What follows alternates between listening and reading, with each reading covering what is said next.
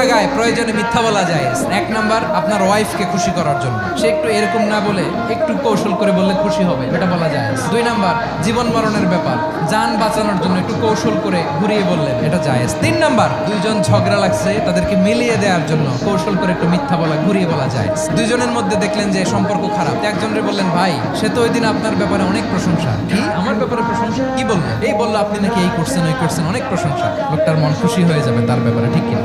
আবার তার সাথে যার ঝগড়া, ওরে যে বলুন ভাই ওই দিন তো সে আপনার অনেক অ্যাপ্রিসিয়েশন করলো, অনেক, সে তো অবাক। কি বলে? এই যে দুইজনের ব্যাপারে দুইজনের একটু ভালো ভালো কথা বলে দিচ্ছেন, একদিন দেখবেন রাস্তা দিয়ে হাঁটার সময় একে অপরকে সালাম দিয়ে ফেলছে, সালাম দিয়ে বুকে জড়ায় ধরছে, আছে না নাই?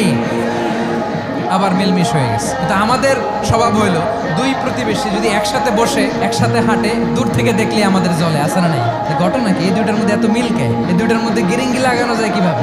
আল্লাহর কাছে তওবা করেন, এই মানসিকতার যেন আমরা না, আমরা মিলিয়ে দিব।